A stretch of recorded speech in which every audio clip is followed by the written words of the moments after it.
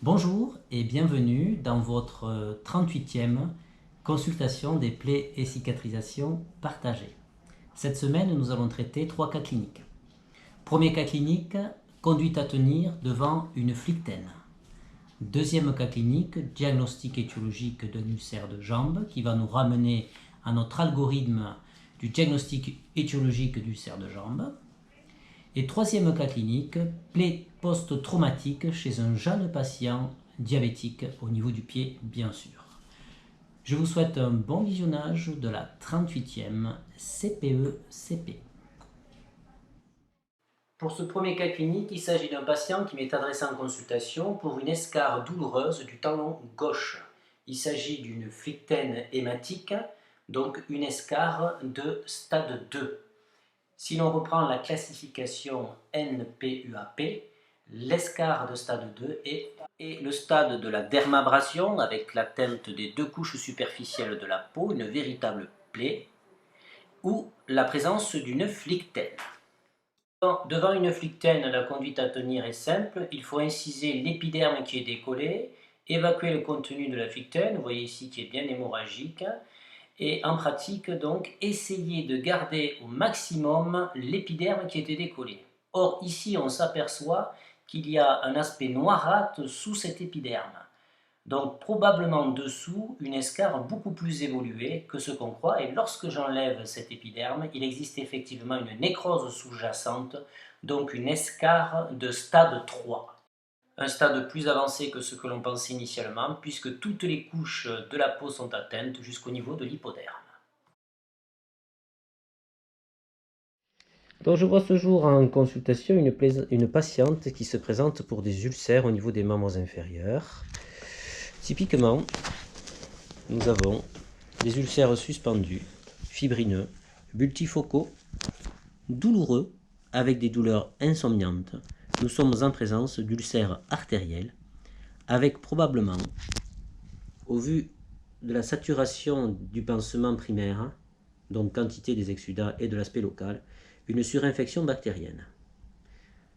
Je vais donc lui faire un échodoppler artériel des membres inférieurs. Ce cas clinique me permet de vous renvoyer à la CPE-CP dans laquelle je développe l'algorithme du diagnostic étiologique d'un ulcère de jambe. Le diagnostic était ici clinique avec une présentation typique d'un ulcère d'origine vasculaire et plus précisément artérielle. Pour certains patients, la présentation clinique n'est pas aussi typique. Un retard de cicatrisation, une évolution inattendue nous ramène vers l'algorithme du diagnostic étiologique d'un ulcère de jambe que j'utilise dans l'exercice de ma pratique quotidienne. Consultation d'un patient diabétique insulinodépendant, une plaie post-traumatique qui évolue depuis 3 semaines.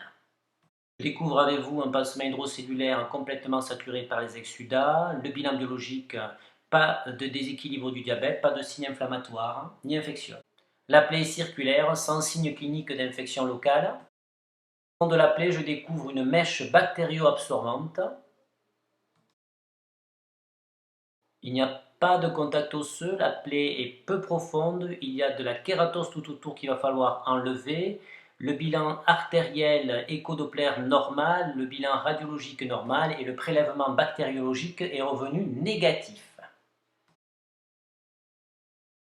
Je pratique l'ablation de la kératose, sachant que le patient est sous duoplavin. L'objectif est d'éliminer cette kératose et de mettre à nu la plaie.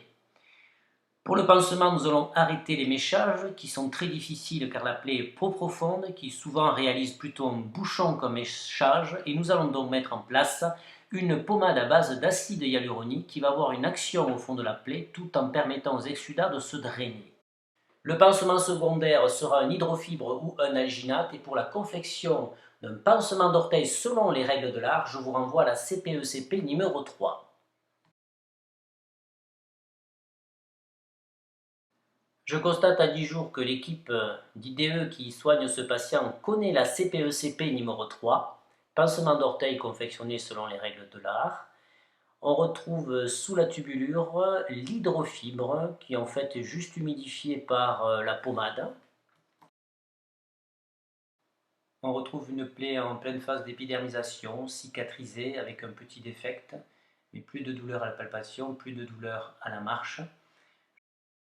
Je lui prescris un hydrocellulaire de protection avec une surveillance infirmier 2 fois par semaine pendant 15 jours supplémentaires. Il s'agissait d'une plaie post-traumatique suite au jardinage dans son jardin en tongs. Je le sensibilise donc aux 10 commandements du pied diabétique à l'aide d'une petite affiche que j'ai affichée dans ma salle de soins.